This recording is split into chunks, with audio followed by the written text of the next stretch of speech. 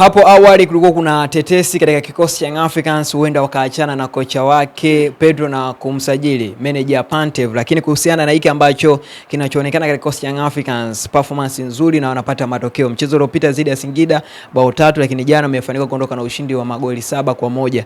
Ni kweli Young Africans sasa hivi watapaswa kuachana na coach Pedro ama moto tayari umeshawaka katika kikosi chao?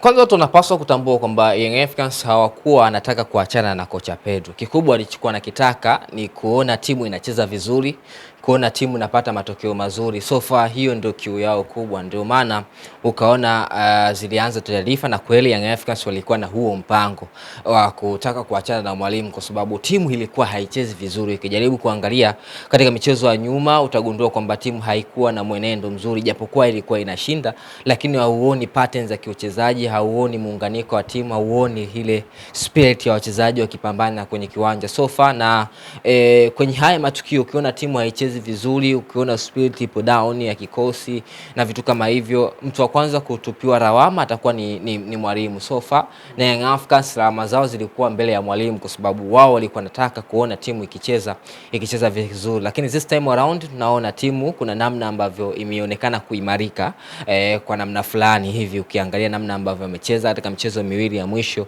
wamescore takriban goli 10. So far ni jambo zuri na sidhani kama tena huo mpango unaweza ukawa unaendelea, lakini kikubwa Young Africans wao walikuwa wanataka kuona timu ikicheza vizuri, timu ikiwa na muunganiko mzuri, timu ikiscore goli za kutosha, lakini timu pia ikitoa burudani ya kutosha kwenye kiwanja.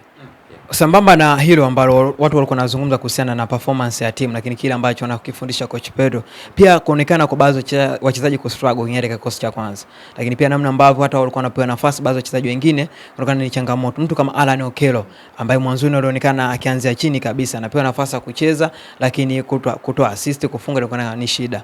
Jana amefunga na kuassist, lakini pia katika mchezo uliopita zidi ya Singida amefunga pia. Tuseme kwamba Alan Okello ameanza kujipata, na kile ambacho mashabiki wa Young Africans walikuwa na matumaini kwake tayari kama hivi ameanza kufanya vizuri ndani ya kikosi cha Yanga, ama bado tuendelee kusubiri kurejea katika ubora wake kwa 100%?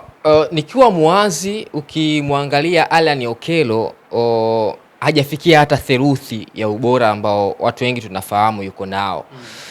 Bado ana kazi kubwa ambayo anapaswa kuifanya ili kuhakikisha anarudi katika standard na ubora ambao watu wengi tunaofahamu kutoka kwake. Ukijaribu kumwangalia Alan Okello wa Vipers, jaribu kumwangalia Alan Okello wa Uganda The Cranes na Alan Okello wa Young Africans, ni watu wawili tofauti. Utagundua kuna daraja ambalo ameshuka na paswa kupanda kurudi katika ubora na standard ambayo yuko nayo. Kwa mchezaji kufunga na kuassist ni kiashiria kizuri kwa sababu mwisho wa siku watu watazungumza vitu vingi kwa nafasi ambao anacheza Alan Okello, watu watakuja kuhoji kuhusu namba, unajua. Na mpira wa kisasa tunazungumza kuhusu takwimu. Lazima watu waone numbers, umefunga magoli mangapi, umeassist goli ngapi. Na ukiangalia kwake yeye kuanza kufunga na kutoa assist kunaweza kumtengenezea ile hali ya kujiamini, confidence ambayo kwake yeye imepotea.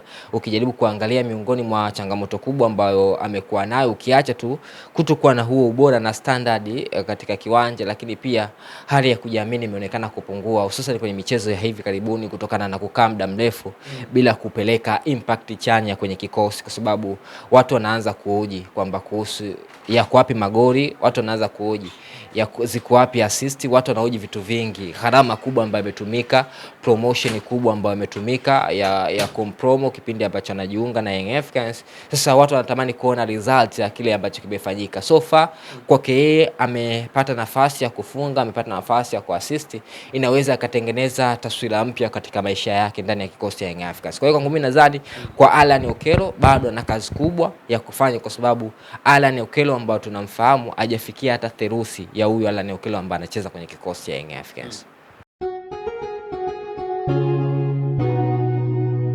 Kasako Media, tunaangazia maisha, tunaandika kesho.